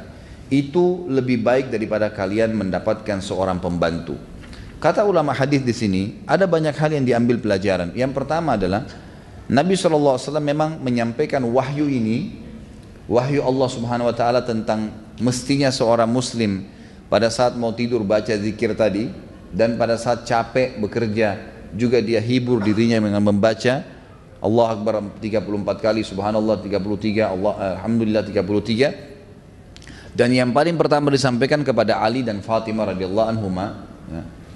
Kemudian juga yang lain adalah bagaimana Nabi SAW peduli dalam pendidikan anaknya, anak mantunya, sampai didatangin sendiri, gitu kan, didatangin sendiri. Dan ini penulis buku mengkhususkan mengatakan sebenarnya ini didikan Nabi SAW termasuk kepada Ali radhiyallahu anhu. Selanjutnya yang ke-8 adalah gelar Nabi SAW kepadanya dengan Abu Turab. Abu Turab, ya. Turab ini sebenarnya tanah ya. Ini dinukir riwayatnya oleh Imam Bukhari nomor 3703. Dari Ibnu Abi Hazm bahwa seorang laki-laki datang kepada Sahal bin Sa'ad, maka dia berkata, ini adalah fulan, gubernur Madinah maksudnya. Dia berdoa untuk Ali bin Abi Thalib di atas mimbar. Sahal berkata, dia berkata apa? Dia menjawab orang itu, Abu Turab. Maksudnya ada satu khatib naik di atas mimbar lalu berkata, semoga Allah meridhahi Abu Turab, menyebutkan dengan istilah begitu. Maka Sahal tertawa. Sahal ini seorang sahabat ya. Dia berkata kepada orang yang bawa berita itu, nama itu dari Nabi SAW. Dia tidak mempunyai sebuah panggilan yang paling dia sukai, si Ali, melainkan panggilan tersebut. Lalu diceritakanlah sebabnya. Satu hari pernah terjadi masalah antara Fatimah dengan Ali. Rumah tangga, ada cekcok. Kemudian Ali ini punya ciri khas. Dia tidak pernah mau memarahi istrinya. Dia luruskan, dia nasihatin. Tapi kalau dia jengkel sekali, dia menghindar supaya dia tidak main tangan, dia tidak pukul. Maka dia meninggalkan rumah. Satu hari terjadi hal yang sangat menyakitkan bagi Ali, tapi tidak disebutkan apa kira-kira penyebabnya. Lalu kemudian Ali pun menuju ke masjid. Menuju ke masjid, lalu kemudian Ali tidur di tanah. Lantai masjid kan dari tanah. Kemudian dia menggosok-gosokkan badannya di tanah itu, melampiaskan marahnya ke tanah itu, gitu kan. Maka datanglah Nabi SAW ke rumah Fatimah dan Ali, lalu tanya, di mana Ali? Kata Fatimah, di masjid. Dan Nabi SAW sudah mengetahui sedang terjadi sesuatu. Maka Nabi SAW pun datang ke masjid lalu mendapatkan Ali sambil berkata, Ijlis ya Aba Turab, duduklah wahai Abu Turab. Ya, maksudnya Turab itu tanah. Karena kamu gosok-gosok badanmu di tanah, maka dipanggil dengan Abu Turab. Ini julukan ya, ini julukan saja. Subhanallah, saya pernah dengar salah satu Allahu alam, dia seorang alim atau bukan dari orang Syiah, ada cuplikannya di YouTube. Dia bilang Ali kan punya julukan Abu Turab. Berarti ya, Abu itu kan biasa julukan Abu ini seperti apa ya? Pemilik, seperti pemilik ya gitu. Jadi kalau misalnya ada orang namanya Abdullah gitu kan, yang pertama dikatakan Abu Abdillah, maksudnya dia ayahnya, dia pemiliknya si Abdullah ini, seperti itulah kurang lebih gitu kan. Atau misalnya dia punya satu benda, maka disebutkan Abu Fulan, Abu Bendah, itu disebutkan bendahnya gitu kan. Seperti itulah kurang lebih. Tapi di sini pemahamannya adalah hadis yang sahih riwayat Bukhari ini menjelaskan karena ada kisahnya, sebab urut hadis. Orang-orang Syiah mengatakan tidak. Abu Turab ini maksudnya adalah Ali pemilik seluruh bumi ini, gitu kan? Dan kalau bukan karena Ali, Adam nggak diciptakan. Aneh sekali. Apa hubungannya gitu? Adam punya bahasan sendiri alaihissalam. Ayah kita semua. Ayahnya Ali, ayahnya kita semua. Ayahnya Nabi Muhammad SAW. Ayah, Abul Bashar. Ayahnya seluruh manusia gitu kan. Tapi nggak ada hubungannya, nggak ada bahasan dan tidak ada maslahatnya. Cuma karena salah paham dengan masalah kalimat Abu Turab, gitu kan? Makanya sekaligus saya jelaskan tadi riwayat ini walaupun sederhana agar jangan sampai ada orang menyalahfahami masalah ini. Kemudian Nabi SAW kelebihan yang kesembilan adalah mendudukkan Ali radhiyallahu anhu di posisi yang sangat mulia. Ya. Kalau seandainya ada Nabi setelah beliau, maka pastilah Ali yang ditunjuk, gitu kan? Sebenarnya riwayat ini tidak murni hanya untuk Ali saja. Ingat waktu kita membahas Umar bin Khattab, pernah Nabi SAW juga bilang, sesungguhnya di umat-umat sebelum kalian ada orang-orang yang muhaddithun, yang kalau dia ngomong disepakati oleh wahyu. Biasanya setelah nabinya meninggal mereka diangkat jadi nabi oleh Allah. Dan kalaupun itu dari umatku maka dia adalah Umar. Berarti kan ada pernyataan Nabi SAW yang hampir serupa. Disebutkan kepada Ali dan Umar. Kalau Umar tadi begitu, riwayat yang saya sebutkan, kalau Ali adalah riwayat yang dinukil oleh Imam Bukhari nomor 3316 dan Imam Muslim 2404, di mana Nabi SAW mengatakan tadi hadis yang pertama sekali di pembukaan saya sebutkan, ala tarda an takuna minni bimanzilati Harun min Musa illa annahu laisa nabiyyun ba'di. Maukah kamu hai Ali, ridhokah kamu kalau seandainya kamu mendapatkan kedudukan di sisiku seperti kedudukan Harun dari Musa, hanya saya tidak ada nabi setelahku. Artinya kalau ada nabi kau juga akan dinobatkan menjadi nabi. Ini juga sebuah fadilah. Jadi kalau saya berikan poin sebenarnya kesembilan ini, manaqibnya kelebihan Ali adalah kedudukannya di mata Nabi SAW. Di sini terdiri dari beberapa riwayat. Yang pertama kedudukannya menjadi seorang nabi kalau nabi seandainya ada nabi setelah Nabi SAW. Ya. Kemudian juga pernah terjadi dalam hadis yang sahih diriwayatkan oleh Abu Ya'la dan Imam Ahmad dengan sanad yang hasan. Sa'ad bin Abi Waqqas radhiyallahu anhu, salah satu yang dijamin surga juga, berkata, Aku sedang duduk di masjid, aku bersama dua orang laki-laki bersamaku dan kami sempat membicarakan tentang Ali yang kayaknya kurang patut, kurang tepat gitu. Maka Nabi SAW datang kepada kami pada saat lewat dan mendengarkan apa yang sedang kami bicarakan, maka beliau marah. Kemarahan Nabi SAW tersebut terlihat di wajahnya dan beliau berkata, "Malakum wa mali, man adza aliyan faqad adzani." Apa urusan kalian denganku? Kemungkinan kata ulama hadis adalah orang-orang ini sedang membicarakan tentang pernikahan Ali dengan Fatimah. Kenapa kok Ali yang diterima lamarannya? Karena waktu itu Fatimah sempat dilamar oleh beberapa orang sahabat. Tapi Nabi SAW memilih Ali. Poin itu yang sedang dibahasakan, sedang dibicarakan. Makanya Nabi SAW mengatakan, waktu itu kan Nabi yang nikahkan. Maka Nabi mengatakan, apa urusannya kalian dengan keputusanku? Barang siapa yang menyakiti Ali, berarti dia telah menyakitiku. Artinya Ali sekarang sudah jadi anak mantuku. Kalau ada yang bilang memprotes kenapa saya nikahkan Fatimah sama Ali, berarti seakan-akan menyakiti aku, menyakiti Ali juga. Nggak ada gunanya, untuk apa? Gitu kan? Jadi ini memahami makna hadis seperti itu. Kalau ada yang selain daripada ini maknanya Allahu alam, tapi ini yang saya ketahui. Kemudian yang ketiga riwayatnya, tentu masih poin 9 ya. Kedudukan Ali di sisi Nabi SAW, pertama dianggap sebagai Nabi kalau Nabi SAW meninggal, kalau ada Nabi. Kemudian yang tentu tidak ada ya, tidak ada Nabi di sini. Yang kedua, Nabi SAW pernah marah ke beberapa sahabat dan mengatakan siapa yang menyakiti Ali berarti menyakiti saya. Karena keputusan Nabi SAW menikahkan Ali dengan Fatimah. Tapi intinya Nabi marah kenapa menyakiti Ali, sama juga dengan menyakiti dia. Yang ketiga riwayat Abu Bakar radhiyallahu anhu, sahabat Nabi yang mulia yang masyhur, yang sudah kita pernah bahas kehidupannya beliau. Riwayat ini dinukil oleh Imam Ahmad dengan sanad yang hasan. Maaf, sanad dengan hadis sanad yang sahih. Kalau yang pegang buku bisa dilihat di halaman 349. Abu Bakar berkata bahwasanya Nabi SAW pernah mengutusku, Abu Bakar diutus untuk membawa surat yang isinya berlepas diri dari orang-orang musyrik Mekah. Yang isinya begini, setelah tahun ini orang-orang musyrik tidak boleh lagi mengerjakan haji, orang-orang telanjang tidak boleh lagi tawaf di Ka'bah, dan tidak masuk surga kecuali jiwa yang beriman. Orang-orang musyrik manapun yang memiliki perjanjian sampai waktu tertentu antara dia dengan Nabi SAW, maka perjanjian itu hanya berlaku untuk waktu tersebut. Allah dan Rasulnya berlepas diri dari orang-orang musyrikin. Abu Bakar berangkat menuju ke Mekah membawa, dan ini biasanya kalau Nabi SAW tugasin sebuah tugas seperti ini berarti memang orang pilihannya Ali.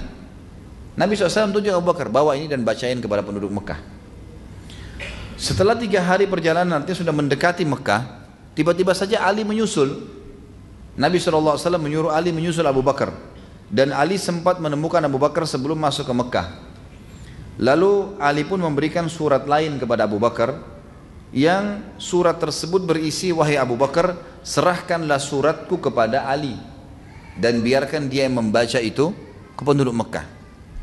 Ringkas cerita, Abu Bakar pun memberikan surat tersebut, lalu kemudian Ali membacakan. Setelah itu orang-orang Mekah tahu keputusan Nabi SAW, lalu keduanya pulang ke Madinah. Waktu tiba di Madinah, Abu Bakar langsung menangis di hadapan Nabi SAW. Kita tahu Abu Bakar adalah orang yang beka, yang suka sekali menangis, dan beliau pekah sekali. Beliau mengatakan, ya Rasulullah, apakah ada sesuatu yang salah dariku? Kenapa kok aku tadi yang engkau putus, kemudian engkau gantikan dengan Ali, padahal aku sudah tiba di Mekah, tinggal dibacain saja. Aku merasa itu sebuah tugas yang mulia. Lalu kata Nabi SAW, ma hadatha fika illa khair. Tidak ada apa-apa ya Abu Bakar, kamu selalu baik saja di mata saya, nggak ada yang salah. Tapi kata Nabi, walakin umirtu alla yuballighahu illa ana au rajulun minni. Tetapi saya ingin agar surat tersebut dibaca oleh aku atau seseorang yang memang ya khusus dari aku. Maksudnya adalah Ali di sini radhiyallahu anhu. Karena memang sudah kita katakan sebelumnya, seringkali tugas Nabi SAW selalu ditunjuk Ali yang menggantikan dalam beberapa hal yang sifatnya kegiatan sehari-hari ya, kegiatan sehari-hari. Ini riwayat menjelaskan masalah tersebut. Kemudian juga riwayat yang lain, riwayat yang keempat, menyebutkan tentang kedudukan Ali di mata Nabi SAW. Satu waktu Nabi SAW, untuk kisah yang panjang saya ringkaskan, dan riwayat ini dinukil oleh Imam Bukhari nomor 4251 dan juga Imam Tirmidzi meriwayatkan dengan ringkas. bahwasanya pernah Nabi SAW menuju ke Mekah. Dari Al-Bara berkata radhiyallahu anhu, ia berkata ketika Nabi SAW menunaikan umrah di bulan Zulqa'dah, orang-orang Mekah tidak mengizinkan beliau masuki Mekah. Sampai Nabi SAW sepakat untuk kembali dan akan masuk tahun depan dan tidak tinggal di sana selama 3 hari. Dan tinggal di sana maksudnya di Mekah selama 3 hari. Ketika mereka menulis perjanjian, mereka menulis inilah yang disepakati, yang disetujui oleh Muhammad Rasulullah. Mereka mengatakan kami tidak setuju dan kami tidak mengakui kamu sebagai Nabi.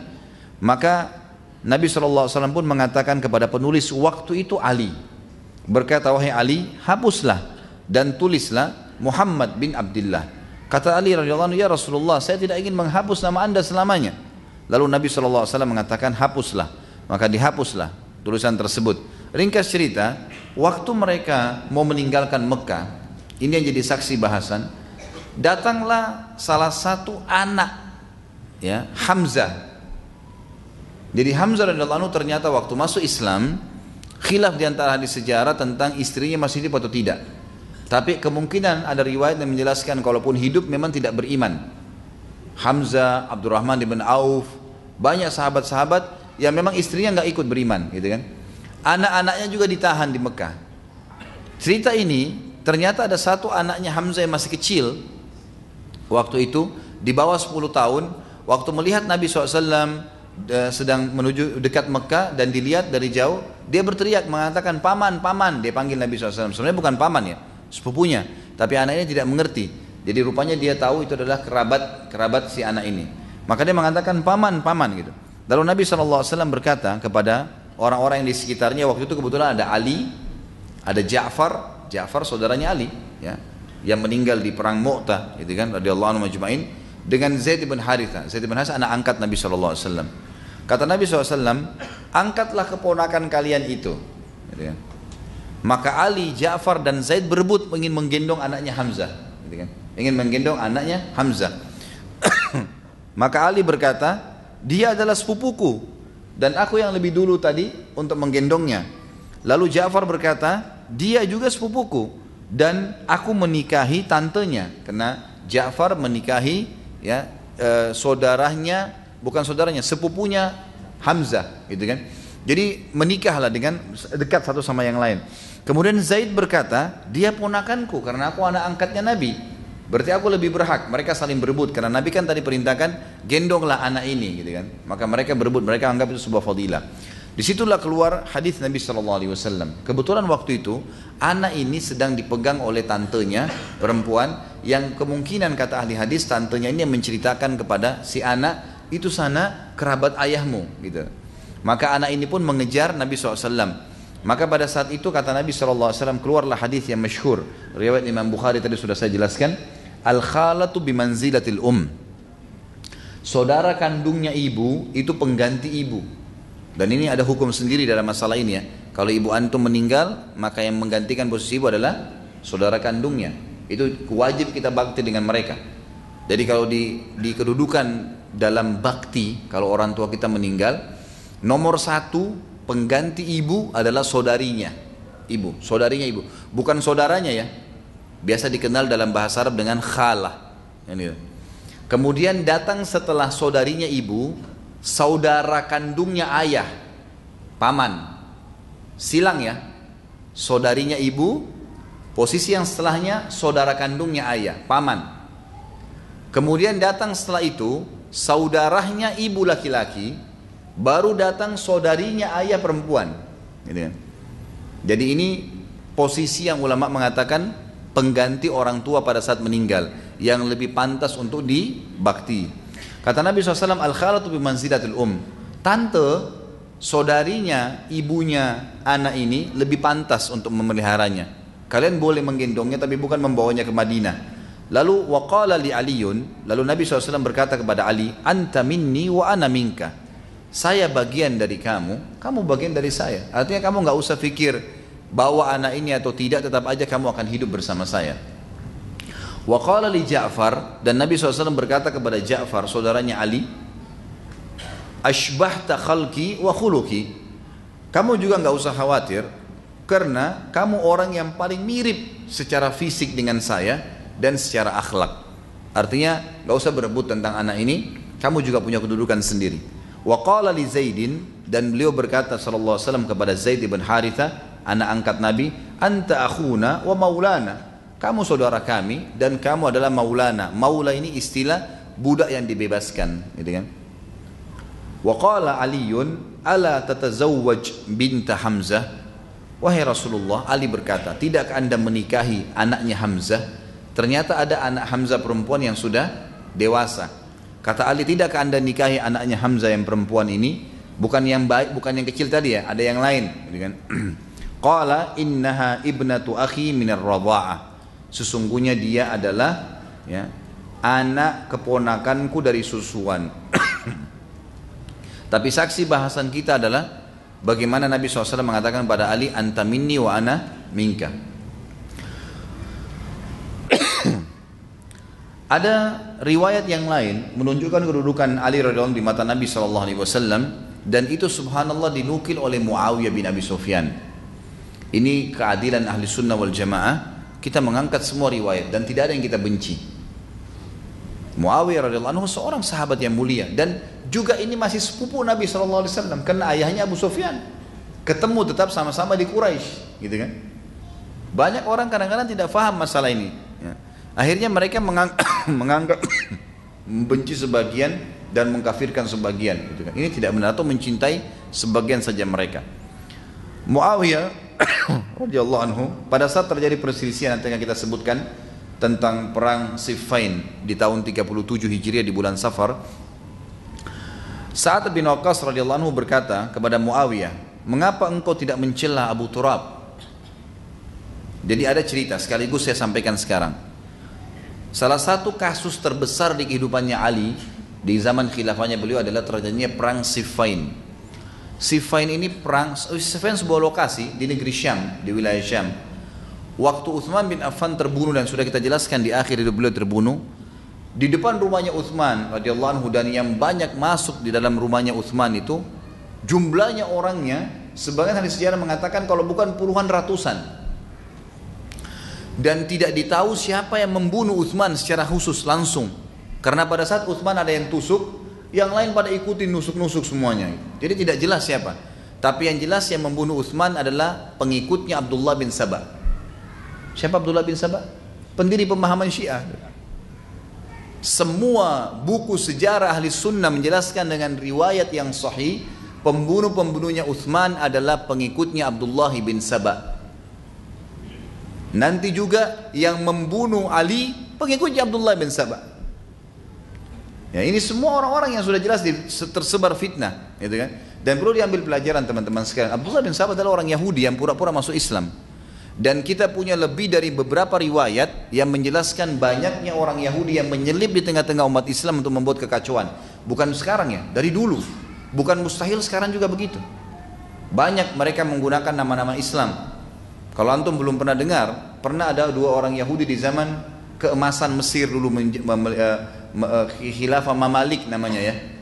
Waktu Mongolia masuk, sehingga akhirnya banyak membantu umat Islam, rubuhnya dinasti Abbasiyah. Nanti kan ada kerajaan besar Islam namanya Mamalik berdiri di Mesir. Itu yang sempat membenteng ya suku Mongolia, akhirnya berhenti fitnah mereka, gitu kan. Di situ pada masa itu pernah terjadi ada dua orang Yahudi pura-pura masuk Islam dan tinggal di Madinah. Kisah nyata terjadi. Mereka dua orang ini dahinya hitam. Kalau sholat di saf pertama, paling rajin baca Quran dan paling suka bantu orang. Itu cirinya. Subhanallah, salah satu Raja Mamalik ini mimpi melihat Nabi SAW dalam mimpi dan cuma mengucapkan tolong saya, kalimat itu saja. Maka raja ini pun segera ke Madinah, besoknya berangkat mengumpulkan masyarakatnya, ada apa dengan kalian? Kok saya mimpi Nabi SAW bilang tolong saya? Apa yang saya akan tolong Nabi? Apakah kalian penduduk Madinah ini punya masalah karena kalian adalah tetangga Nabi SAW? Ada sesuatu? Kumpulkan keluarga-keluarga Nabi yang ada. Ada masalah dengan kalian? Gak ada. Pasti gak ada masalah? Gak ada masalah. Baik, ada gak penduduk Madinah yang belum ikut sama kalian? Kata mereka ada, 2 orang yang belum ikut. Dan itu orang yang paling terbaik di antara kami. Ini orang Yahudi ternyata. Lalu si raja ini bilang, pada saat itu saya tidak ingat namanya ya, tapi raja ini, riwayat ini masyhur, raja ini kemudian pergi ke rumahnya dua orang itu, lalu duduk ngobrol, tidak ada sesuatu yang mencurigakan. Subhanallah, sebelum keluar dari ya rumahnya orang yang dianggap tadi orang alim, dahinya hitam, suka membantu kalau sholat di saat pertama, orang Madinah semua tahu ini orang terbaik kami. Kata si raja ini, saya tiba-tiba melihat ada sebuah karpet permadani di tanah, dan saya tiba-tiba ingin sekali karpet itu. Lalu kemudian saya pun bilang, saya ingin karpet itu. Padahal sebenarnya dia tidak butuh, dia raja, dia bisa beli karpet yang mahal. Kenapa dia tiba-tiba mau karpet itu? Dia bilang, tiba muncul perasaan saya itu. Lalu saya pun berkata, saya ingin karpet itu. Kata orang itu, tolong jangan, ini cuma karpet satu-satunya. Pokoknya dia nggak mau kasih. Kata raja ini, saya tidak tahu, baru pertama kali dalam hidup saya ingin berbuat zalim. Saya ingin mengambil secara paksa. Waktu ditarik ternyata di bawah karpet itu ada lubang, dan lubang itu ternyata menuju ke kuburan Nabi SAW. Tinggal 2 hari lagi mereka gali, itu sudah mereka bisa sampai ke kuburan Nabi SAW. Niatnya ingin mencuri jasadnya Nabi. Itu terjadi itu, dan itu sejarah Islam mencatat itu. Ada orang Yahudi yang seperti ini. Ada orang Yahudi, gitu kan? Bayangkan dia bisa dahinya hitam, orang yang paling baik, orang yang semua kedoknya munafik, gitu kan? Dan itu juga terjadi sebelum menjadi Abdullah bin Sabah yang mendirikan pemahaman Syiah, pura-pura Islam. Dan terbongkar di kalangan para sahabat ditahu, dan yang membunuh Abdullah bin Sabah adalah Ali radhiyallahu anhu. Karena memang dianggap dia mengaku Ali sebagai Tuhan. Waktu ditangkap dia sebarkan fitnah bahwasanya Ali ya lebih baik daripada Abu Bakar dan Umar serta Utsman. Lalu ditangkap oleh Ali. Dia bilang, apa kau bilang itu? Dia bilang, iya, saya yang bilang itu. Kata Ali, kau harus bertobat karena tidak pernah saya lebih baik daripada ketiganya. Lalu kata dia, saya tidak mau bertobat. Kata Abdullah bin Sabah, saya tetap anggap kau yang terbaik, karena itu memang fitnahnya dia. Itu memang fitnah. Dia tahu dengan menyebarkan fitnah dengan seperti ini, Ali adalah turunan Nabi, keluarga Nabi, dengan menggunakan nama keluarga Nabi, orang akan fanatik nantinya, dan muncul betul pemahaman itu kan. Maka kata Ali, kalau kau tidak mau taubat, maka saya akan membunuhmu, kisos. Dia bilang, kalau kau bunuh saya berarti kau adalah dia, kau adalah Tuhan. Menyebarkan fitnah yang lebih besar lagi. Sama Ali dibunuh, gitu kan? Sama Ali dibunuh. Subhanallah, sekarang di Iran kuburannya Abdullah bin Sabah ada, diagung-agungkan. Sama dengan kuburannya Abu Lu'lu yang membunuh Umar radhiyallahu anhu. Dibuat kuburan yang mewah, ditawafin, diminta tolong setiap hari. Pemahaman Abdullah bin Sabah tersebar. Orang Islam tidak sadar, gitu kan?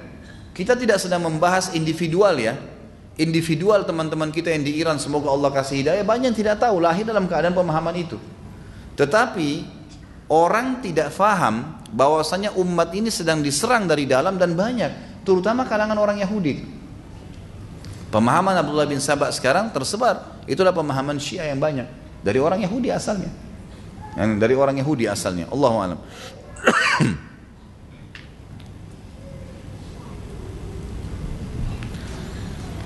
Muawiyah radhiyallahu anhu pada saat itu waktu Utsman terbunuh, dia keluar dari negeri Syam, dari wilayah dia, karena dia gubernur.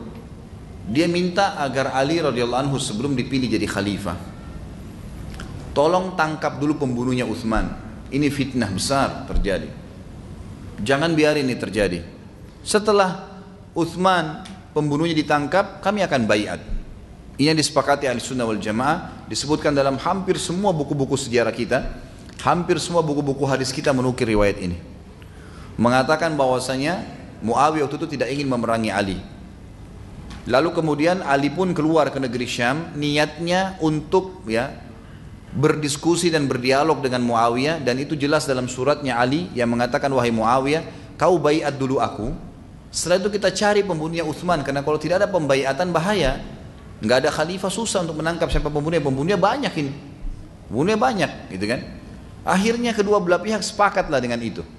Dari pihak Muawiyah ada Amr bin As, sahabat Nabi juga jadi perantaranya, dan dari pihak Ali juga ada orang-orang yang diutus oleh Ali radhiyallahu anhu untuk berbicara dan dialog. Setelah mereka sepakat, dan mereka sepakat setelah dibaiat Ali resmi, maka barulah pembunuhnya Utsman ditangkap. Pembunuh-pembunuh Utsman ini tahu bahwasanya ini akan, kalau terjadi kesepakatan, akan terbunuh mereka.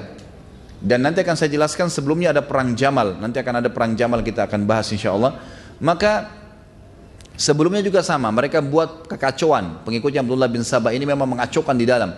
Mereka pada saat Ali sama Muawiyah sudah mau sepakat, maka mereka pagi hari membuat pasukan menyerang, melempar anak panah ke kemahnya Ali, yang di kemahnya Ali juga dilempar panah ke kemahnya Muawiyah, padahal ini kelompok ini saja.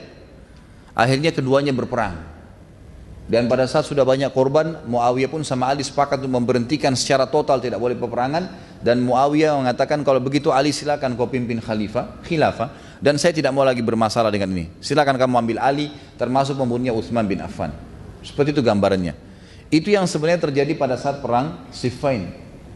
Waktu ya Ali masih sementara dialog dengan Muawiyah, sempat saat Ibn Abu Waqqas datang, sahabat Nabi yang nanti masuk surga, berkata kepada Muawiyah, mendatangi, wahai Muawiyah, kenapa kau tidak mencela Abu Turab? Kenapa kau tidak bilang Muawiyah itu, Ali itu salah, Ali itu begini, kenapa kau tidak celah dia? Dan ini pemahaman yang real, riwayat yang sebenarnya. Memang dalam pemahaman ahli sunnah wal jamaah, sahabat tidak saling mencaci maki. Bagaimana bisa sekarang ada orang yang datang mencaci maki sahabat-sahabat ini dan menyalahkan mereka? Apa kata Muawiyah? Saat menjawab, mengapa kau tidak celah Abu Turab? Saat menjawab, mohon maaf, Muawiyah menjawab, selama aku teringat 3 perkara yang diucapkan Rasulullah SAW kepada Ali, maka aku tidak akan pernah mencelahnya, tidak mau menyalahkannya. Hanya saja aku ingin menuntut haknya sepupuku, karena Muawiyah sama Utsman sepupu, ibu sama ibunya saudara, gitu kan. Saya hanya mau nuntut darahnya sepupuku, ditangkap pembunuhnya baru. Tapi selama saya tahu riwayat ini, artinya saya tidak akan mungkin menyalahkan Ali. Saya tidak mau ribut dengan khilafahnya Ali. Saya hanya tuntut darahnya Utsman. Jadi memang ini pemahaman Ahli Sunnah yang sebenarnya. Seandainya aku, kata Muawiyah, selama aku mengingat 3 hal perkara yang diucapkan Rasulullah SAW kepada Ali, maka aku tidak akan pernah bisa mencelahnya dan aku tidak akan pernah mau menyalahkannya. Seandainya aku memiliki salah satu saja dari 3 itu, aku pasti lebih suka daripada unta merah, kata Muawiyah. Jadi Muawiyah sendiri dalam posisi memuji Ali radhiyallahu anhu, tidak permasalahkan masalah khilafahnya. Dia mengatakan, aku mendengar beliau berkata kepada Ali, tidakkah kau ridha hai Ali mendapatkan kedudukan Harun di sisi Musa, hanya di sisiku, hanya saja tidak ada nabi setelahku. Kalau seandainya, kata Muawiyah, hadis ini disebutkan kepadaku, maka aku lebih suka daripada seluruh dunia. Tapi itu Ali yang mendapatkannya, maka aku tahu Ali lebih afdal daripada aku. Yang kedua, aku mendengarkan Nabi SAW juga bersabda di perang Khaybar. Nanti kita jelaskan di kancah peperangan Ali, la utiyanna rayata rajulan yuhibbullaha wa rasulah wa yuhibbullahu wa rasuluh, qala fatatawalna laha faqala ud'u li aliyan. Nanti akan riwayat panjangnya ya. Aku menyerahkan panji kepada seseorang besok. Jadi setelah mengepung Khaybar selama 43 hari dan belum menembus Khaybar, maka Nabi SAW mengatakan, aku akan memberikan panji kepada seorang laki-laki yang mencintai Allah dan Rasulnya, dan Allah dan Rasulnya juga mencintainya. Maka keesokan paginya Nabi SAW memanggil Ali, dan ini sebuah fadilah. Muawiyah mengakui itu. Yang ketiga adalah ketika turunnya firman Allah, Ali Imran ayat 61, A'udzu billahi minasyaitonir rajim, faqul ta'alu nad'u abna'ana wa abna'akum, al-ayah. Katakanlah hai Muhammad, waktu Nabi SAW disuruh bermubahala namanya, mengajak ahli kitab, orang-orang Yahudi yang ada di Madinah, ayo kita mubahala. Mubahala itu tanding, bukan tanding sebenarnya ya. Jadi saling ngadu argumen. Ayo kita bermubahala, kita berkata, ya Allah, siapa yang benar berikanlah dukungan, siapa yang salah turunkan azabmu dari langit. Dan mubahala ini diperintahkan oleh Allah SWT kepada Nabi SAW untuk mengajak keluarganya duduk, dia, istrinya, anaknya, gitu kan. Kemudian siapapun orang-orang pendeta Yahudi yang mengaku dirinya benar, duduk juga dengan istrinya, anaknya, ya kan. Kemudian mereka bermubahala, minta kepada Allah siapa yang salah dihukum dari langit. Tapi itu orang Yahudi tidak berani, mereka tahu Nabi SAW benar, gitu kan. Kata Muawiyah, waktu turun firman Allah tentang masalah mubahala ini, maka Rasulullah SAW memanggil Ali, Fatimah, Hasan dan Husain, gitu kan. Lalu beliau bersabda, Allahumma haulai ahli, ya Allah, mereka ini bagian dari keluargaku. Tapi di sini ada Ali radhiyallahu anhu, posisinya Ali radhiyallahu anhu. Jadi ini beberapa riwayat yang menunjukkan kedudukan Ali di mata Nabi SAW. Poin yang ke-10 kelebihan Ali adalah Ali radhiyallahu anhu berkorban untuk Nabi SAW. Dan kita sudah tahu kisahnya waktu Nabi SAW akan hijrah ke Madinah. Ya, tentu di sini cukup panjang kisahnya, tapi saya akan ringkaskan. Nabi SAW waktu mau hijrah ke Madinah dan orang-orang Quraisy sepakat untuk membunuh Nabi SAW dengan mengambil setiap suku satu orang anak muda yang terkuat. Lalu mereka mengurumuni Nabi SAW dan bersama-sama menusukkan pedang mereka ke Nabi SAW ya, dalam satu kali pukulan, sehingga suku Nabi SAW tidak bisa memerangi semua suku-suku anak muda itu.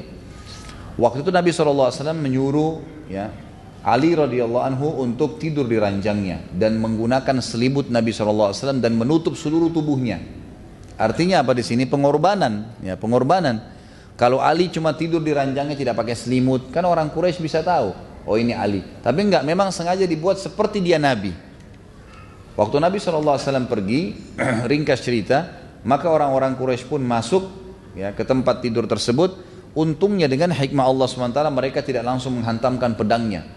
Mereka mengetahui selimut Nabi SAW, mereka mengetahui tempat tidur Nabi SAW. Waktu itu mereka membuka selimut tersebut dan mereka kaget menemukan empat tersebut. Dan Ali berkata, segala puji bagi Allah yang telah membuat amanah ini aku jalankan. Jadi ini termasuk masalah kezuhudan. Beliau tidak ambil sedikit pun dari harta itu. Disebutkan dalam riwayat yang lain, pada saat beliau memimpin, beliau sempat memindahkan kepemimpinan dari Madinah ke Kufah. Khilafahnya beliau di Kufah di Irak. Dan di Kufah telah dibangun oleh masyarakat Kufah istana yang besar untuk beliau. Pada saat beliau melihat istana tersebut dengan singgasananya, Ali cuma disuruh masuk untuk jadi raja saja di situ, gitu kan? Maka Ali pun berkata pada saat itu, istana kesombongan, aku tidak akan pernah tinggal di tempat seperti ini. Lalu Ali lari seperti dikejar oleh hewan buas dari istana itu maksudnya. Jadi Ali nggak mau, dia tetap tinggal di rumahnya saja. Ali radhiyallahu anhu dikatakan juga bentuk kezuhudannya adalah beliau menggunakan jubah yang dibeli di pasar dengan harga 3 dirham. Dia mengendarai keledai dan dia berkata, biarkanlah aku menghinakan dunia ini dan jangan gantikan aku dengan yang lainnya. Imam Ahmad bin Hanbal berkata, khilafah tidak bisa berimbang dengan Ali. Sebaliknya, Ali juga tidak bisa berimbang dengan khilafah. Artinya Ali terlalu mulia untuk menjadi seorang khalifah. Kalau ada tingkatan di atas khalifah, maka tentu dia lebih pantas. Sufyanus Tsauri rahimahullah berkata, Ali tidak membangun sebuah bata, tidak pula kayu di atas sebuah bata, sekalipun biji-bijiannya didatangkan dari Madinah dalam sebuah kantong. Artinya Ali tidak pernah bangun rumah selain rumah yang dia miliki dari tanah liat, tidak pernah dari kayu ataupun dari batu, tidak pernah. Dan beliau tidak pernah minta pesan secara khusus, bolong datangkan dari Madinah biji-bijian ini, kurma ini, saya pengen makan, tidak pernah. Apa yang ada itu dimakan sama dia. Juga disebutkan yang lain, Ali berkeliling di pasar-pasar sambil membawa tongkat. Dan dia selalu berkata kepada orang-orang yang dilewatin, bertakwa